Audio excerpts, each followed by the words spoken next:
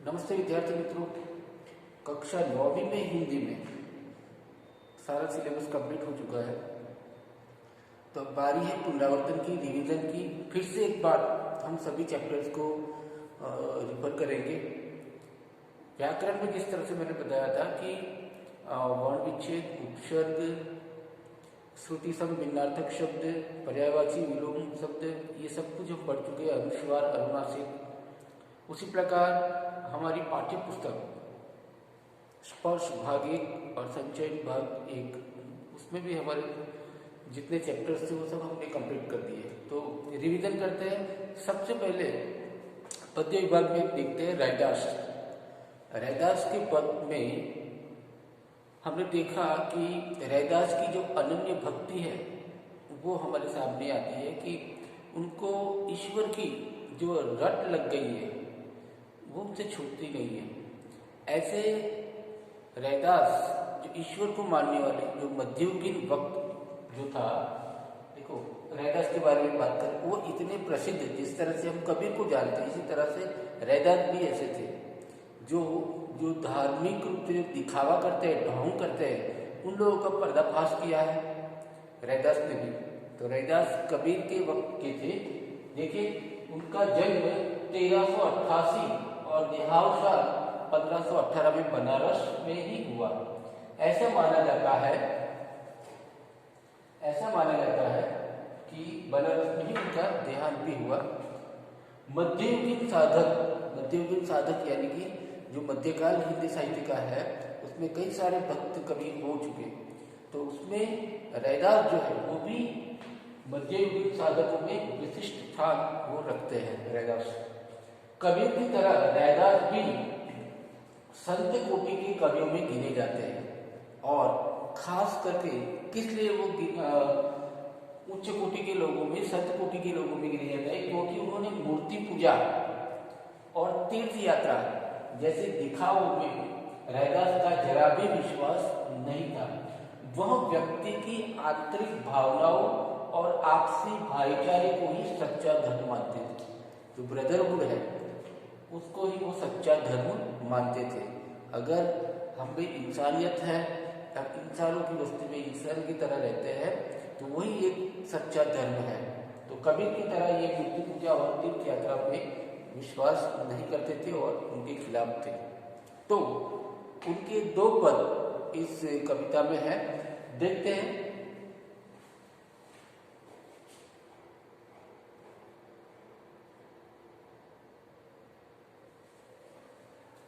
हाँ, यहाँ रैदास की भक्ति का परिचय हमें मिलता है कि वो किस तरह की भक्ति करते हैं। नवदा भक्ति, 9 प्रकार की भक्ति होती है, जिसमें रैदास किस तरह से अपनी भक्ति जो भाव है उसको किस तरह से बयां करते हुए देखते हैं। कहते हैं कि अब कैसे छूटे राम नाम रट लागी। मुझे जो राम नाम की जो रट लग गई है, आदत सी हो गई है, तो कैसे छूटे।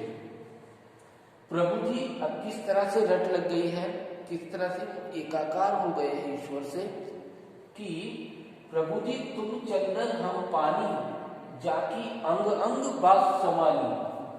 प्रभु ने, रैदास ने प्रभु जी की तुलना चंदन से की है और खुद की तुलना जो है पानी से की है। वो क्यों की है? जाकी यानी जिस प्रकार, अंग अंग बात समानी, जिस प्रकार पानी में चंदन मिलाओ तो जो महक जो होती है वो एक हो जाती है दोनों में।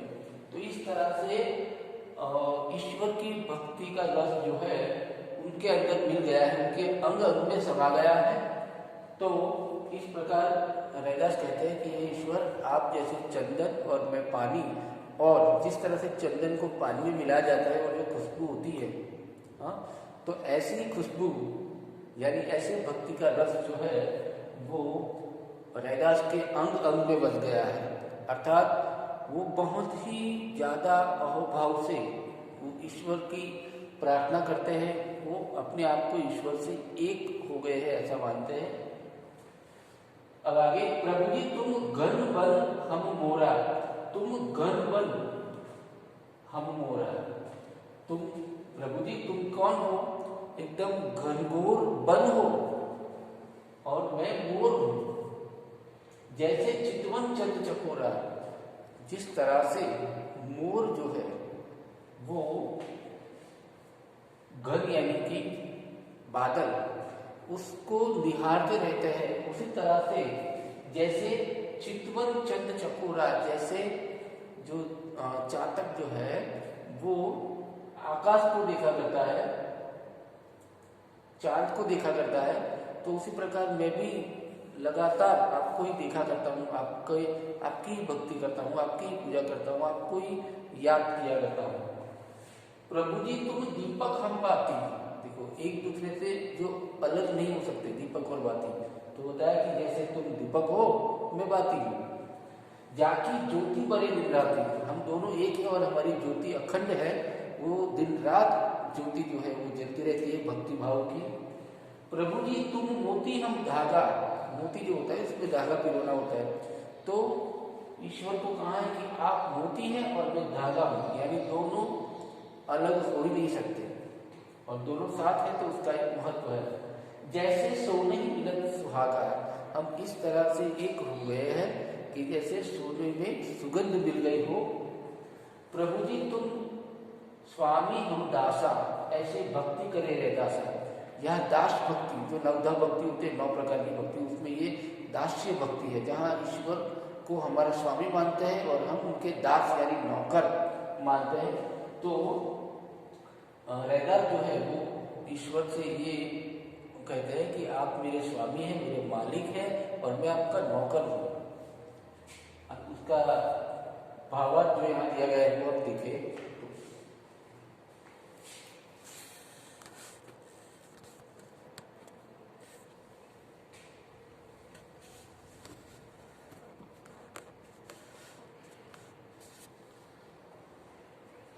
प्रभु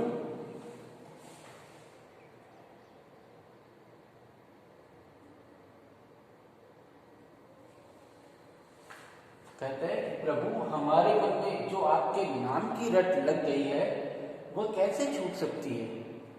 अब मैं आपका परम भक्त हो गया हूं। जिस तरह चंदन के संपर्क में रहने से पानी में उसकी सुगंध फैल जाती है, उसी प्रकार मेरे तन मन में आपके प्रेम की सुगंध फैल गई है, व्याप्त हो गई है। आप आकाश में छाए काले बादल के समान हो, मैं जंगल में नाचने वाला मोर हूँ। जैसे बरसात में घुमड़ते बादल को देखकर मोर खुशी से नाचता है, उसी प्रकार उसी भांति मैं आपके दर्शन को पाकर खुशी से भावमुग्ध हो जाता हूँ। जैसे चकोर पक्षी सदा चंद्रमा की ओर ताकता रहता है, उसी भांति उसी प्रकार मैं सदा आपका प्रेम पाने के लिए तरसता रहता हूं। हे प्रभु आप दीपक हो और मैं उस दिए की बाती जो सदा आपके प्रेम में जलता है। प्रभु आप मोती के समान उज्जवल, पवित्र और सुंदर हो। देखो यार, प्रभु की तुलना मोती से की है, तो मोती की ये गुण होते हैं कि वो उज्जवल होता है, रोशन होता है और पवित्र होता है, सुंदर होता है, और मैं इसमें पिरोया हुआ धागा हूँ। आपका और मेरा मिलन सोने और सुहागे के मिलने के समान पवित्र है। जैसे सुहागे के संपर्क में सोना खरा हो जाता है, शुद्ध हो जाता है, उसी तरह मैं आपके संपर्क से शुद्ध हो जाता हूँ। हे प्रभु आप स्वामी हो, मैं आपका दास हूँ, मैं आपका नौकर हूँ, आपका दास हूँ। तो ये दास्य भक्ति है। 9 प्रकार की भक्ति में ये दास्य भक्ति रैदास ने यहाँ बताई है। आगे दूसरा पद देखते हैं।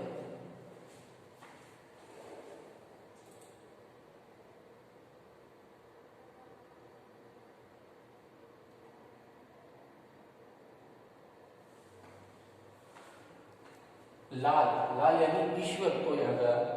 हे ईश्वर ऐसी तुझ बिन कौन करे, हे ईश्वर ऐसा तेरे बिना कौन कर सकता है। क्या तो गरीब निवाजू भुसैया मेरा माथे छत्रु धरे, अर्थात कि ये गरीब निवाजी गुसैया, गरीब निवाजी और गुसैया ईश्वर को कहा है कि आपके कारण ही मेरे माथे पर छत्र यानी मेरा मान सम्मान दुनिया में है, आपके कारण। जाकी छोटी जगत कौ लागे तापर तू ही डरे, जाकी छोटी जगत कौ जिसकी छोटी जाति है ऐसा लोग कहते हैं, उसके ऊपर तू ही डरे यानी तू ही उसके ऊपर मेहरबानी करता है, कदर करता है उनकी। और ऐसे कौन कौन से लोग हुए? नामदेव, कबीर, त्रिलोचन, सन्ना, सैन करे, इन सभी को तुमने सफल किया है। ये सभी का पूरी दुनिया में नाम है, सिर्फ और सिर्फ आपकी कृपा के कारण हुआ है। कवि रविदास सुनहुले संतों, कवि रविदास कहता है कि हे संतों, हे भक्तजनों सुनो, हरि जीवते सबे सरे। अगर ईश्वर की इच्छा हो तो सभी कुछ सफल होता है, सभी सरे यानी सभी का मंगल होता है, अगर ईश्वर चाहे तो।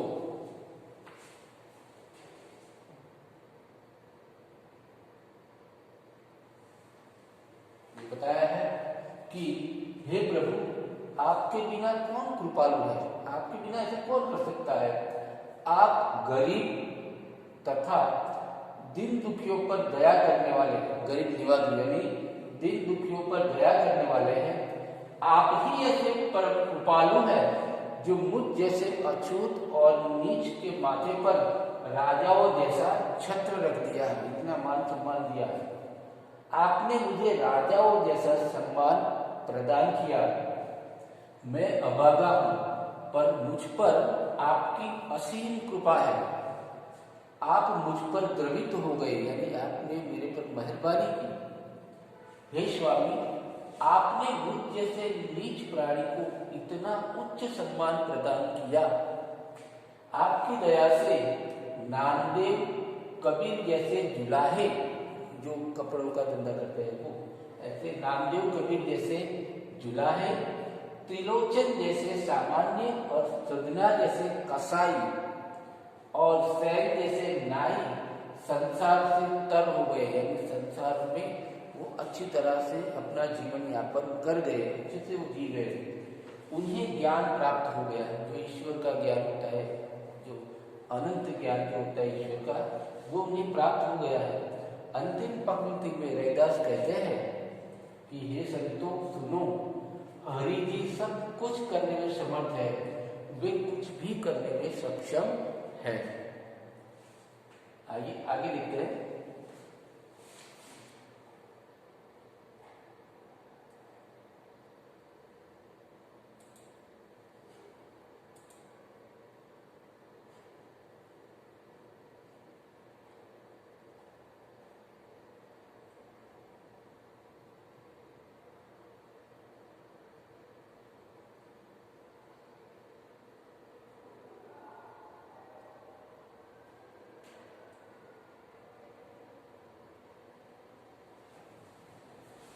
पहला ही सवाल है कि पहले पद में भगवान और प्रश्नोत्तर हम देख लेते हैं।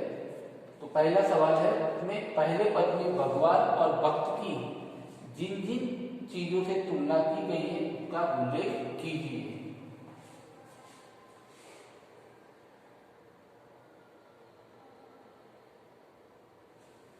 तो पहले पद में उत्तर है, पहले पद में भगवान और भक्त की तुलना निम्नलिखित चीजों से की गई है। तो भगवान की घनबन से यानी काले बादल से और भक्त की नूर से, भगवान की चंद्र से और भक्त की चकोर से, भगवान की दीपक से और भक्त की बाती से, भगवान की मोती से और भक्त की धागे से, भगवान की सुहागे से और भक्त की सोने से, भगवान की चंदन से और भक्त की पानी से तुलना की गई है।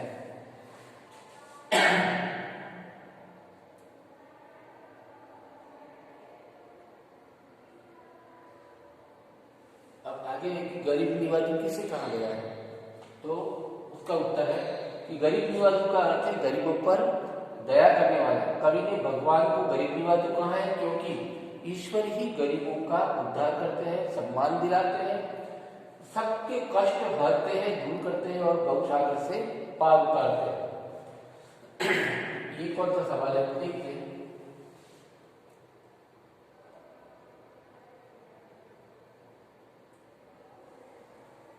हाँ, दूसरे पद की जाकी छोटी जगत कौ लागे तात ऊपर डरे, इस पंक्ति का आशय स्पष्ट कर रहा है और रैदास ने अपने स्वामी को किन किन नामों से पुकारा है वो देखते हैं।